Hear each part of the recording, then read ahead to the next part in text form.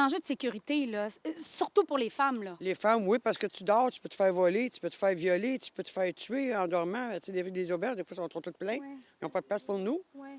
Fait que des fois, c'est pas évident. Une fois que le chaînon, il est là. Quand j'ai commencé à faire mes choses et tout ça, ils m'ont dit stop, t'as une chambre. J'étais super contente.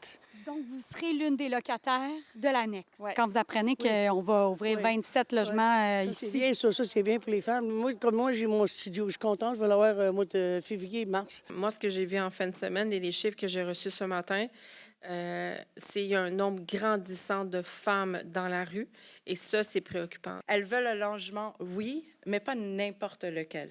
Un logement qui leur permette de se reconstruire, de retrouver leur place dans la communauté et pour celles qui ont des enfants, de pouvoir subvenir pleinement à leurs besoins. On se trouve à l'entrée principale de l'annexe, qui est un des 4 projets d'hébergement pour femmes. Et si ce projet-là est si important en cette période-ci de l'année, c'est qu'on apprend qu'il y a de plus en plus de femmes qui se retrouvent en situation précaire ou en situation d'itinérance. Ça prend probablement des installations qui sont adaptées quand on construit comme ça des hébergements pour femmes, pour enfants. Oui.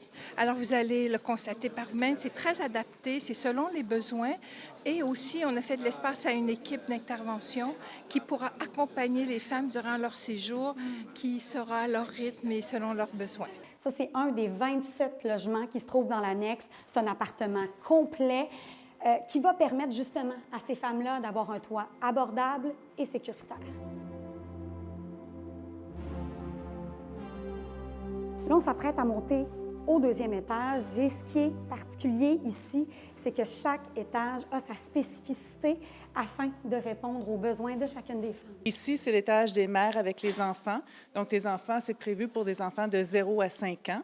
Donc, ce sont des petits studios ici avec un espace commun où les enfants pourront jouer. Seules les femmes qui vivent sur cet étage-ci et les intervenantes auront accès. Donc, présentez-nous un petit peu qu'est-ce qu'on retrouve au 3e étage. Donc, au 3e étage, il y a 8 chambres. Chaque chambre a sa salle de bain. Et à contrario, une cuisine qui est commune, ça peut permettre également de cuisiner à plusieurs, de cohabiter ensemble.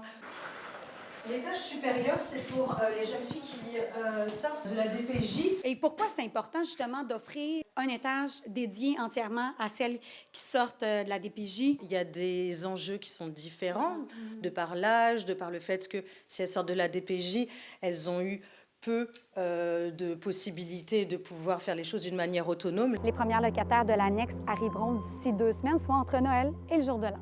À Montréal, Marie Cassimard pour Nouveau Info.